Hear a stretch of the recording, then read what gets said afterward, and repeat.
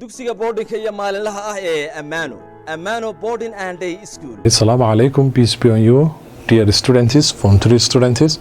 As usual, we continue our lesson. So you can see from here, this is our fourth lesson. We are doing the revision of Form 2 topics. You know, we have already finished the Form 3 textbook. So we'll be doing revision from the previous year. So now the question, the topics we are discussing is, the first one is the process of acquiring slaves, how were slaves acquired, captured, the slave trade destinations, and the slave trade network. Okay, so now let us go to the first topic of our lesson. What were the different processes that were used to acquire, to capture slaves? Because we're talking about the transatlantic slave trade. So the first, the slaves were acquired from different parts of Africa in several ways. And we talked about the main area, the main regions in Africa that were enslaved were West Africa. So now, how were the slaves acquired? So the first way that the first was exchange of slaves for European goods. So the slaves were exchanged with European goods such as firearms, clothes, glassware, cotton. These were the goods that the slaves were exchanged with.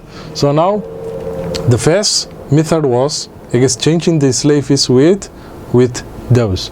Okay, so now what about the second one? The second one is prisoners of war. Prisoners of war were also sold to the slave dealers. So now those African empires that were involved in the slave trade, many times there were men and women who did crimes, and they put them in their prisons.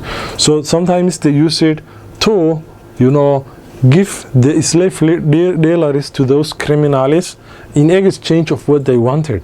Maybe, for example, goods like firearms, or sometimes cloth or cotton. So prisoners of war were also sold as slaves. The other one was those people who traveled alone, lonely travelers, were sometimes kidnapped and sold to slavery. Some people used it to travel alone in the jungles, in West Africa, in East Africa. So those people who used it to travel, sometimes they were, captured and sold into slavery by foreigners. So these are generally, the process of acquiring slaves. Okay, are there other ways of acquiring slaves?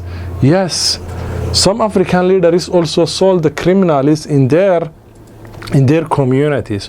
So that one we talked about, the prisoners of war. You have to understand these 2 points are very different. So those ones want to inbound kingdoms fight one another. What would happen? One will be defeated, another one will win. So those one who win, they capture many prisoners from the other one, and they use it to sell them as slaves. And here some African leaders sold their criminals in their communities, such as murderers, thieves, rapists, and adulterers, to the slave dealers. So the slave dealers also, those criminals sometimes were sold into slavery by the African leaders in their lands. They did not want, so they used it to sell them. So what were their criminals? Those who murder people, the thieves, and those who try to steal, from the armies, from the court of the king, those who rape, and those who do adultery. Okay.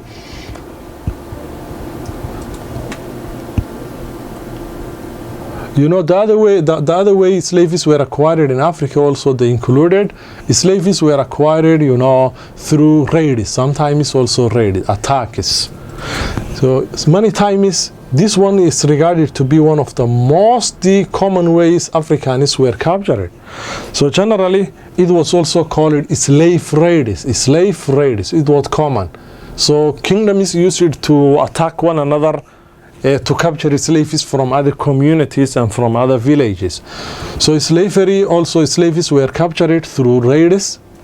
Some slave dealers also, what did they do? What's called entice. Entice means, you enticed children and sold them into slavery. For example, you buy some, candies and sweeties for children, and then you give them, and finally, you steal them.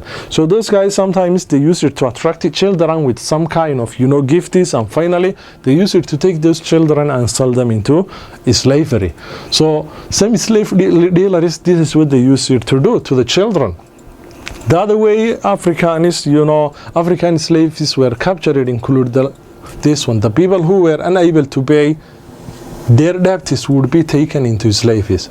Sometimes this one was also called debt slave. So a person borrows something from other person and that he can't pay it, and finally this person may be sold into slavery by the one who had the debt on him. So many times those people who were not able to pay their loan and their debts finally ended up becoming slaves. So generally these were the different ways slaves were acquired. Okay, so now let us go to the second point. The second one is the trade who brought the new slaves used either two trading systems. So now there were two systems that were brought to the slaves. What are these two systems? They are mentioned here. Number one is companies. What did they do? The companies, they collect slaves as they waited ships to arrive. For example, some of the companies that were involved in slave trade, they used it to collect slaves, and then they used it to collect the slaves as they waited the ships to arrive. While the ships were on the way, they used it to get the slaves from the different parties that they were able to go, and after they get as much slaves as they wanted, finally the ship used it to come, and those slaves that were parted. So that's the first method or trading system that were used. The second one is, for example, sailing with the slaves, vessels, down the coast. So the West African coast was very long. This is what they used it to do. For example, they used it to sail on the coast, and then they used it to stop different stations. Okay, and then station A, station P, C, T. So when it's done here, they will take slaves, C at D again. And finally, when it is full, you remember, it's just like, when you are hiring a car and then you stop at a place and then you take some passengers, you continue, you get some. So it was just like that way. So sailing with slave vessels down the coast, shipping at different points to purchase slaves until the private traders had enough slaves. So these were generally, the two systems that the slaves were boarded onto the ships. The first method was what? As the ships were being waited to arrive, what did the companies do? They used it to collect the slaves from the different parts of Africa. And the second one is the ships there, they have some, but not enough, so they have to go at the coast, and then they have to stop at different stations to collect his slave. When the ship became full, this is what used it to happen. Okay, they used it to leave and go. Slave trade destination is, as you can see from this chart, this is mostly where they used it to go. Okay, so now Portuguese and Brazil 37% of all slaves, and the number of slaves that were taken from Africa are estimated between 11 to 12. 11 million to 12 are those who went alive to their destinations, but the number is far higher than that. 15% they went to Spanish America, including Spanish Caribbean. 41% they went to other Caribbean islands, Jamaica, and etc. 2.5 they went to Europe and Asia. 4.5 they went to British North America. So generally this is the slave trade destinations. Okay. What about the second one is slave trade network? You remember the slave trade had different names. One is triangular slave trade, and the other one is, triangular slave trade. There is another one called transatlantic slave trade. So both of them, they mean something, and we shall see. Okay.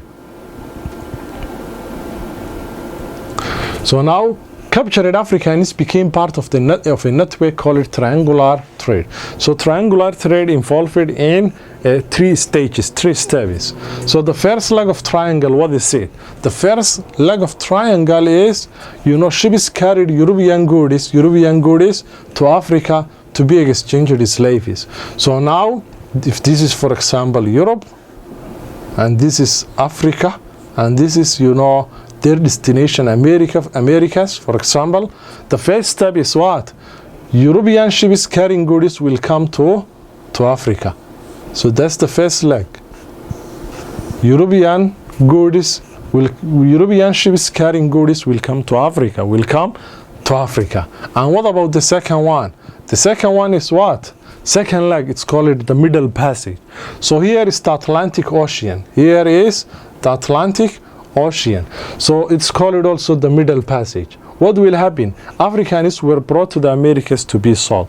Finally, from West Africa or from the other parts of Africa, this is what will happen. The slaves will be taken from Africa, and then finally they will go by crossing the very big Atlantic Ocean, which will take months, and then they will reach here, okay? They will reach here, America, to be sold. And here they will be sold. So this is the second leg, And the third leg is called American products. So finally they will work at these farms. At those farms, when they work non-stop, 18 hours a day minimum, what will happen? Finally, you know what the product is from those big farms in the Americas will be taken to European industries. So the product is, here the Africans will not be taken. The product is finally will be taken again to Europe to be processed, to make them into manufacturing goods. And this is the third leg. So that's why it's like a triangular slave trade from Europe, Africa, from America, and finally to Europe. So American products were carried to Europe. Some slave traders from Americas sailed directly to Africa. So there were some traders who were not involved in this trade, who were not involved in this triangular slave trade. So that's generally why it's called triangular slave trade. Okay, now this is in short the diagram we're explaining. So I will not stay long here. You will look into it. So the first one, they come to Africa, they are taken to the Americas, or in short West Indies. That's another term used. And finally the products will be taken to Europe to be processed. Okay, the impact of trans-Saharan trade. The first point is impact is on population. How did the trans-Saharan trade impacted the population? As you can see from here, transatlantic slave trade or slave trade, how did it influence the people of Africa? So around 11 to 2 million people, around 11 to 12 million people of Africans were sold into slavery. This resulted in Africa to suffer extreme depopulation. The number of people in Africa became less because of that. The other main problem was the impact on population was loss of the productive population with the skills. You know, the people that were taken from Africa, mostly they were the productive age. So now they were gone.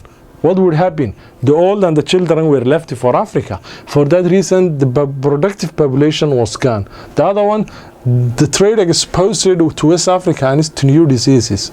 There were diseases the Africans they never saw, was very rare. Now when they went to there, these diseases became common, like tuberculosis, syphilis, European plagues, and the bacillary pneumonia. These new diseases became, exposed to the West African people.